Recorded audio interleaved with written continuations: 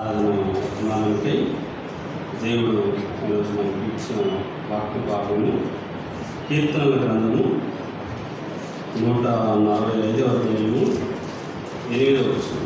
Psalms chapter 145 verse 8. కీర్తనల గ్రంథము 145వ అధ్యాయము 8వ వచనం. అందరూ కలిసి చదువుతాం.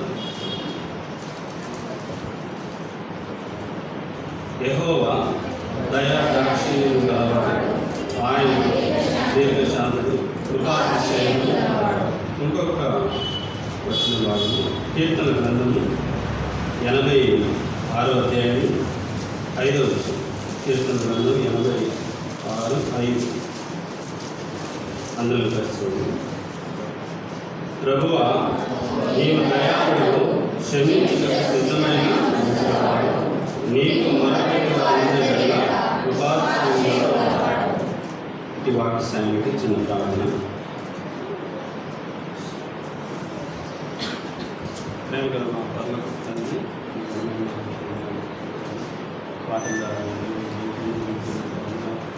అయా తండ్రి, ఈరోజు ఆరాధించడానికి నీవు మాకు ఇచ్చిన వాక్య భాగం కీర్తన 145 వచ్చిన ద్వారా తిరిగి కీర్తన 86 వచ్చిన ద్వారా నాకు మాట్లాడమంటారు. అయ్యా తండ్రి, వచ్చిన బిడ్డలను పిలిచి ఆశీర్వదించండి. ఇంకా నీ సంఘంలో ఎవరైతే ఉన్నారో వారిని బట్టి ప్రార్థిస్తున్నాను. అయా తండ్రి, త్వరగా నీ మందిరానికి రావడానికి సిద్ధపడమని, అయా తండ్రి, చీకటి అంధకార శక్తులను అందించి నీవే బహుగా వాడుతున్నాను. అయా తండ్రి, ఇంతవరకు నా పట్ల చేస్తున్న మేళ్ళకి నీకు వందనాలు చెల్లించి ప్రార్థించి వేడుకుంటున్నాను తండ్రి. ఇందాక చదివిన వాక్య భాగమే మరొకసారి చదువుదాం. కీర్తన గ్రంథము 145వ అధ్యాయం 8వ వచనం.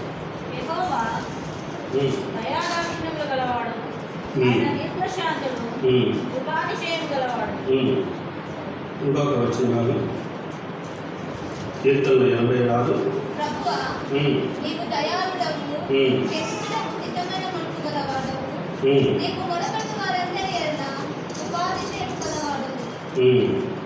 దేవుడు ఎలాంటి వాడండి? క్షమించుటకు సిద్ధమైన మనసుగా.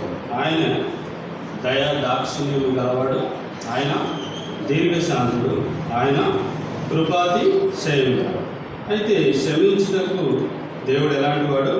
సిద్ధమైన మనసు గలవాడు. అయితే దేవుడు ఎవరిని క్షమించాడు?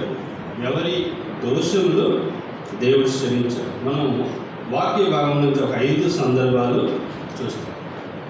దేవుడు ఎవరిని క్షమించాడు?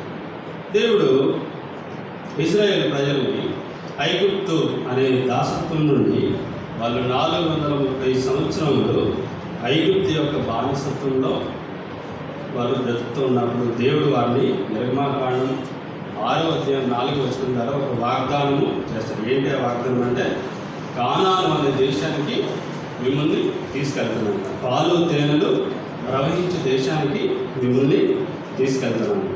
అయితే అలా తీసుకెళ్ళిన ఆ ప్రజలు ఎంతమంది అంటే, సుమారు నిర్గమాకాండము 12:37 ద్వారా ఒక 6 లక్షల మంది. అంటే వాళ్ళ పిల్లలు జనాలు అందరూ కలిపి ఒక సుమారుగా 25 లక్షల మంది. ఆ 25 లక్షల మందిని దేవుడు అరణ్యంలో 40 సంవత్సరంలో వారిని నడిపించే క్రమం. ఆ నడిపించే క్రమంలో ఇజ్రాయేల్ ప్రజలు ఎలా నడిచారండి? సంతోషంగా నడిచారా? చెప్పండి. సనుగుచ్చు గునుగుచ్చు నడిచారు. ఒకనొక సమయంలో వాళ్ళ నడక కూడా ఆయాసం వేస్తుంది. ఆయాసం వేసినప్పుడు కూడా గునిగారంట. చూడండి, సంఖ్యాకాండము 11వ అధ్యాయము 1వ వచనం. జనులు చూడండి, ఆయాసం గురించి కూడా వాళ్ళు సరిగారు. ఆయాసం గురించి కూడా ఎవరిని పెట్టి సరిగారు? దేవుడే వాళ్ళ ఆయాసంను విన్నాడని రాసింది. ఆయాసమే కాదు, ఇంకా ఏ విషయంలో సరిగాడంటే మాంసం విషయంలో కూడా సరిగారు.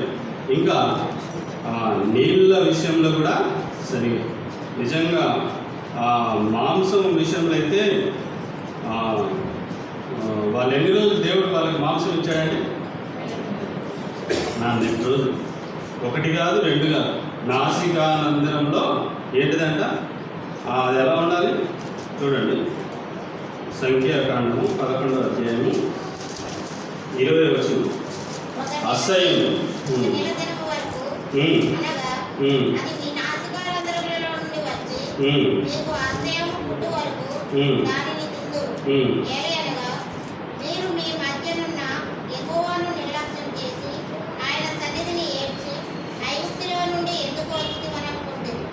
చూడండి, దేవుడు సమృద్ధిగా వాళ్ళకి ఇచ్చాడు. మాంసం ఇచ్చాడు, వాళ్ళు ఉండడానికి బట్టలు ఇచ్చాడు, వేసుకోవడానికి, తర్వాత వాళ్ళు తాగడానికి నీళ్ళు ఇచ్చాడు. అయినా కానీ వాళ్ళు ఎప్పుడు కూడా గునుగుచు సనుగుచు ఉన్నారు. నిజంగా దేవుడి యొక్క మహిమల్ని, దేవుడు చేసిన అద్భుతమైన క్రియల్ని వాళ్ళు మర్చిపోయేవారు. అందుకే నెహెమీయా గ్రంథకర్త ఒక మాట అంటాడు. నెహెమీయా గ్రంథము 9వ అధ్యాయము 17వ వచనం. నెహెమీయా 9:17.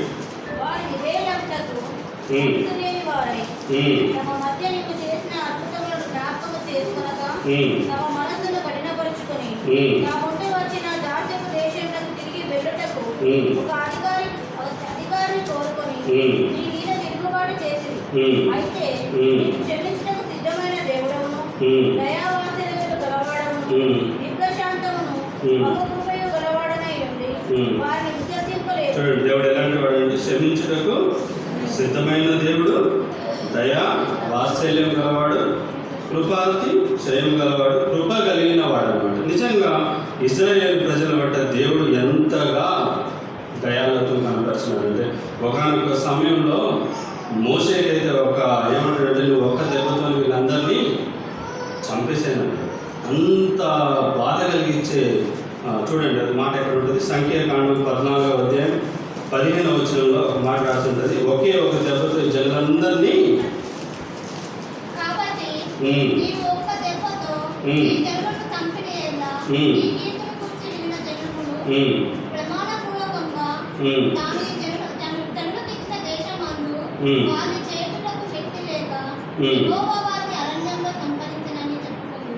చూడండి, మోసే పట్ల, ఆరోను పట్ల, దేవుని పట్ల ఇశ్రాయేలు ప్రజలు ఎంత సనుగుచు మునుగుచున్నారు. కానీ దేవుని యొక్క సంకల్పం ఏంటంటే, వారిని పాలు తేనెలు ప్రవహించు కానాను అనే దేశానికి నడిపించాలని దేవుని యొక్క ప్రణాళిక.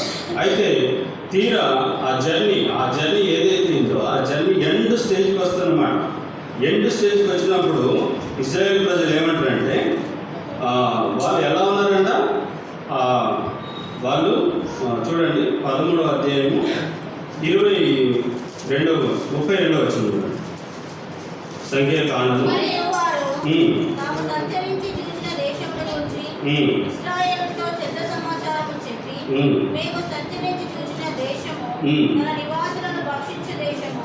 దానిలో మాకు కనబడిన జనులందరూ ఉన్నత దేవులు, అక్కడ నెఫీలీయుల సంబంధులైన అనాథ వంశపు నెఫీలులను చూచితివి. మా దృష్టికి మేము విడుదల వలె ఉంటిమి, వారి దృష్టికి నీ అట్లే ఉంటిమనివి.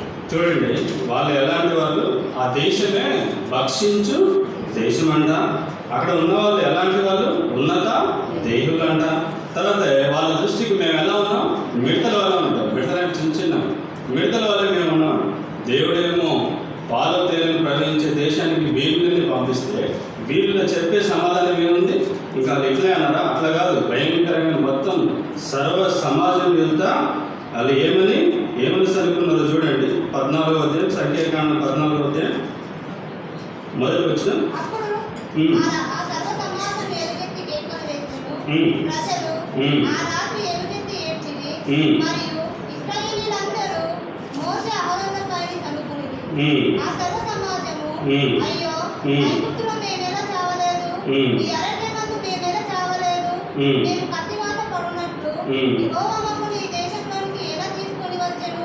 మా భార్యలు మా పిల్లలు కొల్లబోదులు ఐగుప్తుకు వెలుటకు మాకు మేలు కాదా అని వారితో అనేది. చూడండి, మమ్మల్ని ఎక్కడి నుంచి తీసుకొచ్చాడో అక్కడికి తీసుకుపోతే బాగుంది.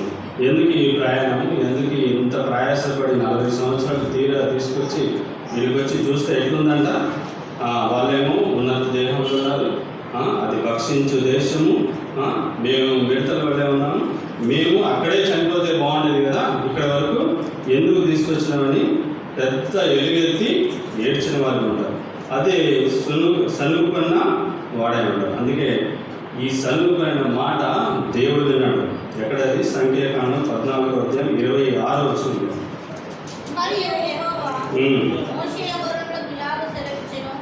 నాకు విరోధంగా సంగచుండు ఈ చెడ్డ సమాజమును నేను ఎంతవరకు సహింపవలను. చూడండి, దేవుడే నేను ఎంతవరకు వీళ్ళని సహించాలని సాక్షాత్తు దేవుడే అంటున్నాడు. అందుకే 14వ అధ్యాయం ఒక మాట అంటాడు. చూడండి, ఇదే సంఖ్యాకాండం 14వ అధ్యాయం 18వ వచనం చూడండి. అపరాధిని నిరపరాధిగా ఎంచక 3-4 తరముల వరకు తండ్రుల దోషమును తెచ్చువాడునై ఉన్నానని నీవు చెప్పిన మాట చొప్పున నా ప్రభు యొక్క బలము కనపరచబడును గాక. ఐగుప్తులో నుండి వచ్చినది మొదలుకొని ఇదివరకు నీవు ఈ ప్రజల దోషమును పరిహరించినప్పుడు నీ కృపాతిశయమును బట్టి ఈ ప్రజల దోషమును దయచేసి క్షమించుమని యెహోవాతో చెప్పగా యెహోవా ఈ మాట చొప్పున నేను క్షమించి ఉన్నాను. చూడండి, దేవుడు ఒకే మాటతోని క్షమించాడు. ఎవరు క్షమించాడు? ఇశ్రాయేలు యొక్క దోషమును ఒక్క మాటతోనే క్షమించాడు దేవుడు. అందుకే ఎంత దయగలవాడు, ఎంత దీర్ఘశాంతుడు, ఎంత కృపాతి శయం గలవాడు. ఇది మొట్టమొదటి. ఇశ్రాయేలు యొక్క ప్రజల దోషాన్ని దేవుడు క్షమించాడు. రెండవదిగా యోనా.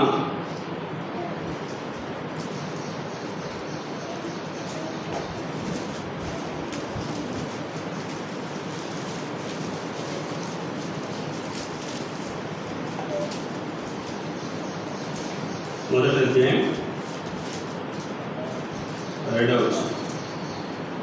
నినెవే పట్టణస్థుల దోషము నా దృష్టికి ఘోరమైన గనుక నీవు లేచి నినెవే మహాపట్టణమునకు పోయి దానికి దుర్గతి కలుగునని ప్రకటింపుము. నినెవే యొక్క పట్టణము దేవుని దృష్టికి ఎలా ఉందండి? దేవుని దృష్టికి ఘోరమైంది. దేవుని దృష్టికి ఆ దోషము, నినెవే పట్టణస్థుల యొక్క దోషము దేవుని దృష్టికి ఘోరమైందంట. అప్పుడు ఈ స్టోరీ అంతా తెలుసు మీ అందరికీ. యోనాని దేవుడు నినెవే పట్టణానికి వెళ్ళమంటాడు. కానీ యోనా ఎక్కడికి వెళ్తాడండి? తర్షీషు. అప్పుడు ఏమవుతుందో తెలుసు, సముద్రంలో తుఫాన్ రేగింది. యోనా ఏమో హాయిగా పడుకుంటాడు. తక్కిన వాళ్ళందరూ చూసి చిట్టీలు వేస్తారు. ఆ చిట్టీలలో యోనా పేరు వస్తుంది. యోనాని తీసి సముద్రంలో వేస్తాడు. దేవుడు యోనాకి, మత్స్యంకి దేవుడు ఆజ్ఞాయిస్తాడు. 3 దినాలు యోనా ఆ మత్స్యంలో ఉంటాడు. తర్వాత యోనా ఆ మత్స్యం కడుపులో నుంచి ప్రార్థిస్తాడు. ప్రార్థించినప్పుడు తిరిగి మళ్ళీ యోనా ఎక్కడికి వెళ్తాడు? నినెవే పట్టణం 3వ అధ్యాయంలో నినెవే యొక్క దుర్గతిని నువ్వు ప్రచురం చేయనప్పుడు ఏమంటే యోనా అక్కడికి వెళ్ళేవాడు. అయితే యోనాకి ముందే తెలుసంట దేవుడు ఎలాంటి వాడు. చూడండి, ఇదే యోనా గ్రంథం 4వ అధ్యాయం 2వ వచనం.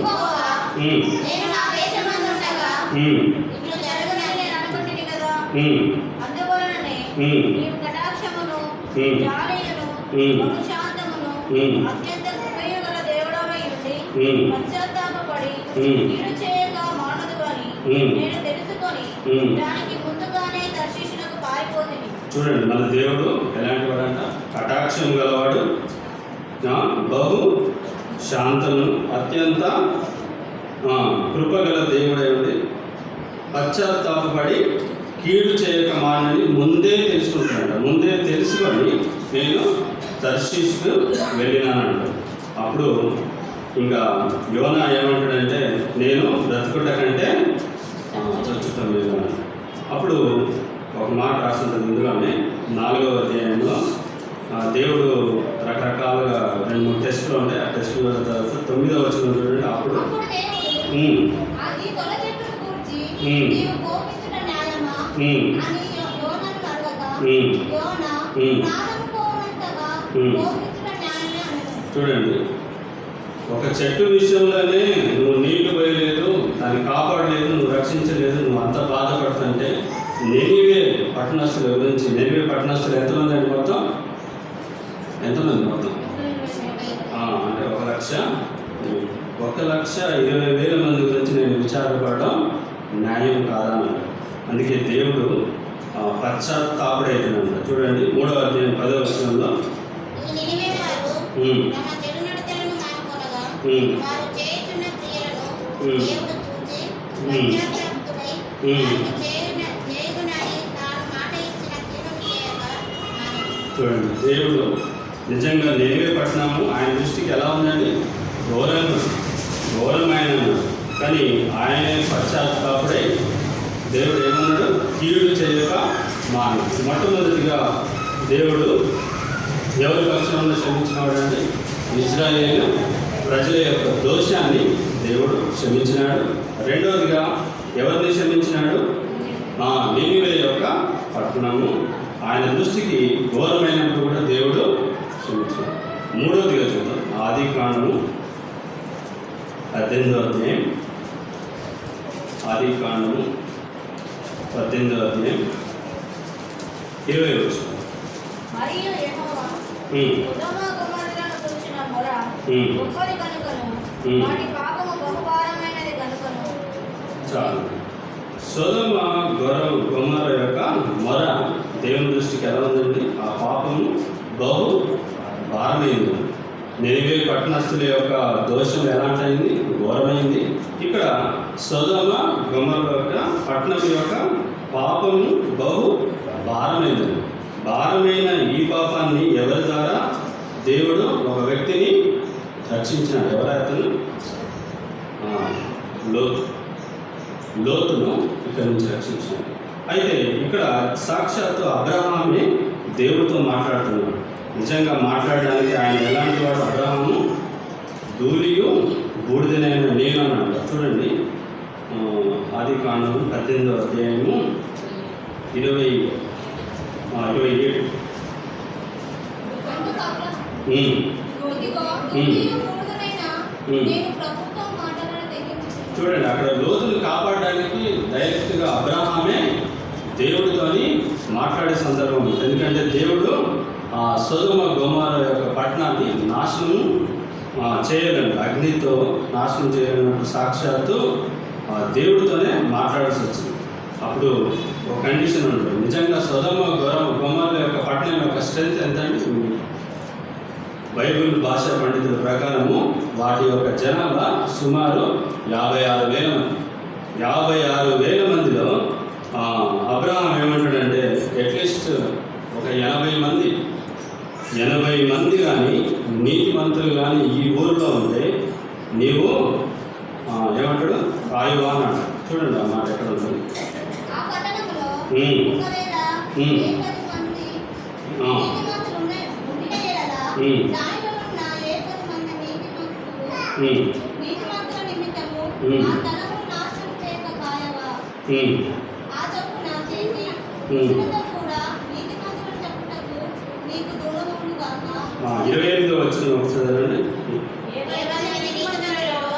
ఒకవేళ 5 తక్కువైతే 5 తక్కువైనందున ఆ పట్టణమంతా నాశనం చేయుదువా ఎలా అడిగాను. చూడండి, ఇక్కడ దేవుడికి తెలుసు ఆ పట్టణంలో ఎంతమంది ఉన్నారు. అబ్రహాం ఏదో ఒక మాట అనేది పూరిలో అట్లీస్ట్ ఒక 80 మంది అన్నా నీతిమంతులు ఉంటే నువ్వు ఈ పట్టణాన్ని కాపాడుతావా అని అంటే దేవుడు తెలుసు ఎంతమంది. అందుకే ఎందుకైనా మంచిది అబ్రహాం ఒక -5 తగ్గించుకున్నాడు. సరే 80 -5 ఎంత? 75 మంది ఒకవేళ ఉంటే నువ్వు ఖాయమంటే దేవుడు తెలుసు 75 కాదు కదా, అక్కడ 45 మంది ఉన్నా కూడా నేను కాస్తాను. ఇదేంటి 80 నుంచి నేనేదో 5 తగ్గిస్తే దేవుడు 45 అంటున్నాడు అని మళ్ళా తీరా దేవుడు మళ్ళీ అడుగుతాడు అన్నమాట. అడిగితే ఇంకొక 5 అంటే 45కి ఇంకొక 5 తగ్గించి 40 మంది అని అంటే 40 కాదు, దేవుడు ఎంత అంటాడు? 30 అంటాడు.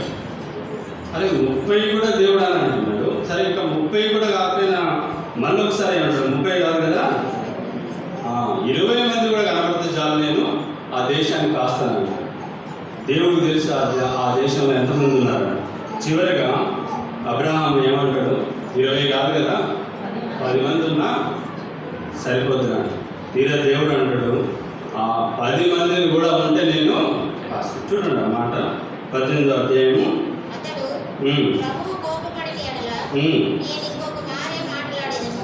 ఒకవేళ అక్కడ 10 మంది కనబడుదురేమో అన్నప్పుడు ఆయన ఆ 10 మందిని బట్టి నాశనం చేయక ఇందునను. చూడండి, అంటే అంత దేశంలో అట్లీస్ట్ ఒక 10 మంది కూడా లేరన్నమాట. అందుకే చివరిగా అబ్రహామును బట్టి లోతును దేవుడు కాపాడు. 19వ అధ్యాయము ఆదికాండం 19:29.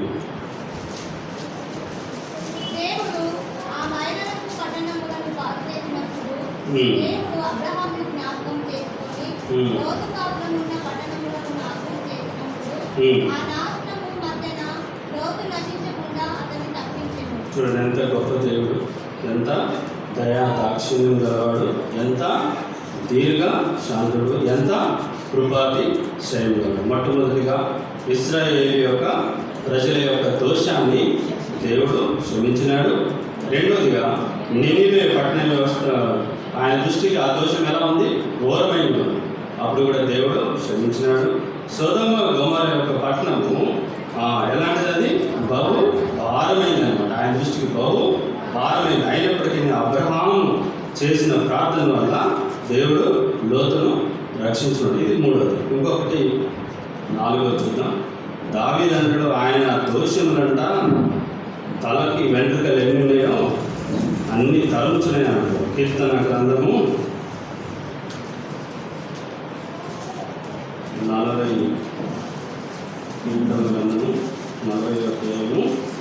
12వ కీర్తన గ్రంథము 40. లెక్కలేని అపాయములు నన్ను చుట్టుకొని ఉన్నవి. నా దోషములు నన్ను తరిమి పట్టుకొనగా నేను తల ఎత్తి చూడలేకపోతిని. లేకపోతే నా తల వెంట్రుకలకు మించి ఉన్నవి. నా హృదయము అధైర్యపడి ఉన్నది. చూడండి, నా దోషములు నన్ను తరిమి పట్టుకొను, అవి తల ఎత్తి చూడలేకపోతుంది, లెక్కకు అవి నా తల వెంట్రుకలకు మించినవి. దావీదు యొక్క దోషములు తల వెంట్రుకల కంటే మించినవి అన్నట్టు. అందుకే దావీదు ఏమంటాడు? 32 కీర్తన 32 5వ వచనం ద్వారా ఏమంటాడు? నా దోషములు కప్పుకొనక నీ ఎదుట నా పాపము ఒప్పుకొంటిని. యెహోవా సన్నిధిని నా అతిక్రమములు ఒప్పుకొనుచుంటిని. చూడండి, నా దోషములు కప్పుకొనక నీ ఎదుట నా పాపములన్నిటిని కూడా నేను ఒప్పుకొన్నాను. అందుకే కీర్తన గ్రంథం 51లో కూడా ఒక మాట ఉంటాడు, నా తల్లి నేను పాపంలో పుట్టినవాడును. 51 పాపంలోనే నా తల్లి నన్ను గర్భము ధరించెను. నీవు అంతరంగంలో సత్యమును కోరుకుంటావు. నేను పాపంలో పుట్టినవాడును, పాపంలోనే నా తల్లి గర్భం. అందుకే ఏమంటాడు? హిస్సోపుతో నా పాపము పరిహరింపు, హిమము కంటే నన్ను తెల్లగా కడుగుమన్నాడు. నా దోషం పోనట్టు నన్ను బాగుగా కడుగుమన్నాడు. నా పాపం పోనట్టు నన్ను పవిత్ర పరచమన్నాడు. హిమము కంటే తెల్లగా ఇస్సోప్ అనేది ఒక ప్లాంట్, ఇట్ ఈస్ ఒక ట్రీ అన్నమాట. ఇస్సోపుతో నా పాపము ఉంచమంటాడు. ఇది ఎన్నో మాట అండి. మొట్టమొదటిగా దేవుడు ఇశ్రాయేలు యొక్క ప్రజల దోషమును క్షమించినాడు. రెండవదిగా నినివే యొక్క పట్టణం యొక్క ఎలా ఉంది? అది దేవుని దృష్టికి సొదొమ గొమొర్రా యొక్క పట్టణం కూడా భారమైంది. 4వదిగా తల వెంట్రుకలు మనం లెక్కిస్తాము. బట్టతల ఒకవేళ ఉంటే బట్టతల అయిన వెంట్రుకలు మనం లెక్కించవచ్చు, కానీ బాగా జుట్టున్న వెంట్రుకలు లెక్క పెట్టగలుగుతాం. అలాంటి వెంట్రుకలతో ఆయన దోషాన్ని దావీదు అవి నన్ను తరుగుతున్నాయని. ఇది 4వది. చివరిగా యోబు గ్రంథము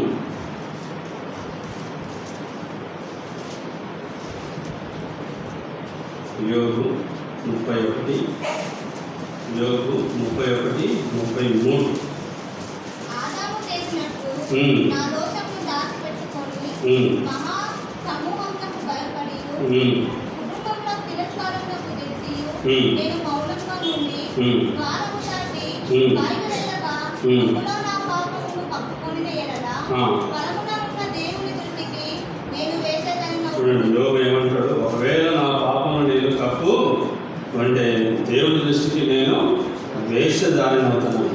నిజంగా యోగు ఏమంటాడంటే నా పాపములన్నీ, నా దోషములన్నీ, చూడండి అది యోగు 11:23 వచ్చిన నా దోషములన్నీ నా పాపములన్నీ నా అతిక్రమమును నా పాపమును నాకు తెలియజేయుము. నీవేలా నీవేలా నీ ముఖమును మరుగు చేసుకొంటివి, నన్నేలా నీకు పగవానిగా ఎంచుకుంటున్నావు.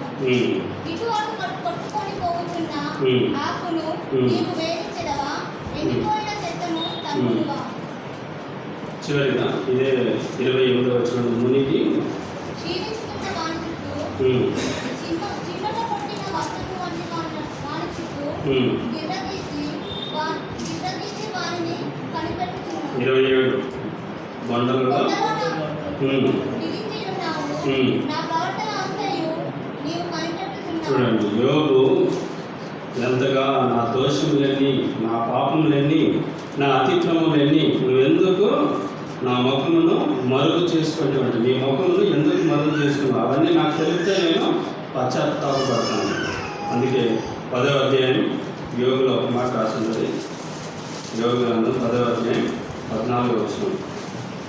నేను పాపము చేసిన ఎడల నీవు దాన్ని కనిపెట్టుదువు, నా దోషమునకు పరిహారము చేయకుందువు. చూడండి, ఒకవేళ యోగు పాపం చేస్తే దేవుడు కనిపెట్టేవాడు ఉంటాడు, నా దోషమునకు పరిహారం చెందాడు.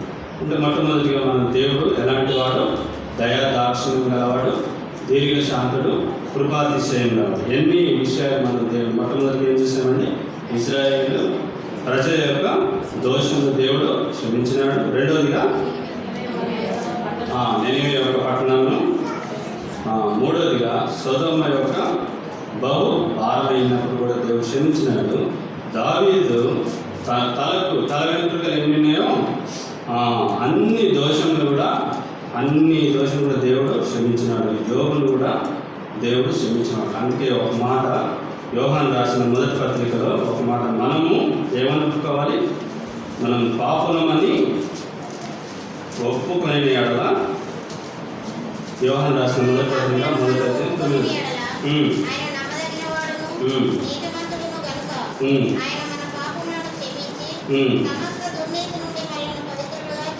చూడండి, మనం పాపులమని మనం ఒప్పుకుంటే సమస్త యొక్క దుర్నీతి నుండి దేవుడు మనల్ని పవిత్రంగా చేస్తాడు. అంతేకాదు, సముద్రం యొక్క అగాధంలో మన పాపములన్నింటినీ కూడా పడేస్తానంటారు. మీకా గ్రంథం 7వ అధ్యాయం 18 వచనం చూడండి. 18-19 మీకా 7:18-19.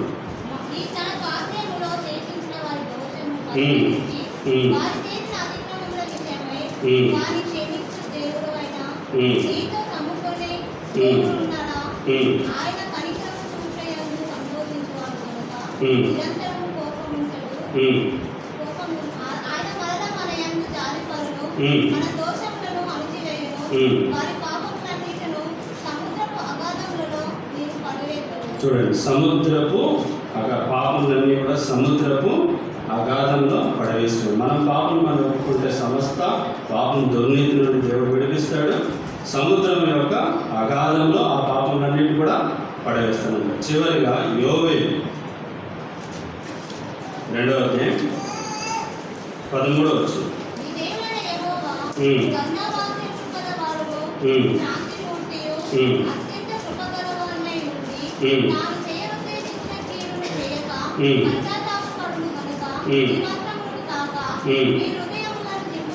చాలు, చూడండి, ఏం చెప్పుకోవాలంట? వస్త్రములు కాక హృదయములు చూపు. ఆయన ఎలాంటి వాడు? కరుణ వాత్సల్యం గలవాడు, శాంతి మూర్తి. ఆయన కీడును ఉద్దేశించక చేయక పశ్చాత్తాపం పడవడం. మొట్టమొదటిగా ఇశ్రాయేలు ప్రజల వద్ద దేవుడు వారి యొక్క దోషాన్ని దేవుడు క్షమించినాడు. నినివే యొక్క పట్టణము బహు ఘోరమైన ఉన్నప్పుడు క్షమించినాడు. సొదొమ గొమొర్రా యొక్క పాపము భారమైనప్పుడు కూడా దేవుడు క్షమించినాడు. దావీదు యొక్క తల వెంట్రుకలు, ఆయన దోషములు తల వెంట్రుకల కంటే దోషములు ఎక్కువ ఉన్నాయి కూడా దావీదు. అలాగే యోబు కూడా ఒకవేళ నేను కప్పుకున్నట్లయితే నేను వేషధారణ అవుతున్నాను, నా పాపంలన్నీ నా దోషములన్నీ నువ్వు నాకు చూపించమన్నాడు. నిజంగా నీకు నాకు రావాల్సిన శిక్ష యావత్తును మన పాపం గురించి దేవుడే ఆ కలవరి శిలువలో తన రక్తాన్ని చిందించినాడు అన్నమాట. నిజంగా అలాంటి దయాదాక్షిణ్యం గలవాడిని, అలాంటి దీర్ఘశాంతాన్ని, అలాంటి కృపా సత్యం గలవాడిని మనము ఆరాధించలేక ఉంది. వాటిని దేవుడు దీవించి ఆశీర్వదించుకున్నాం.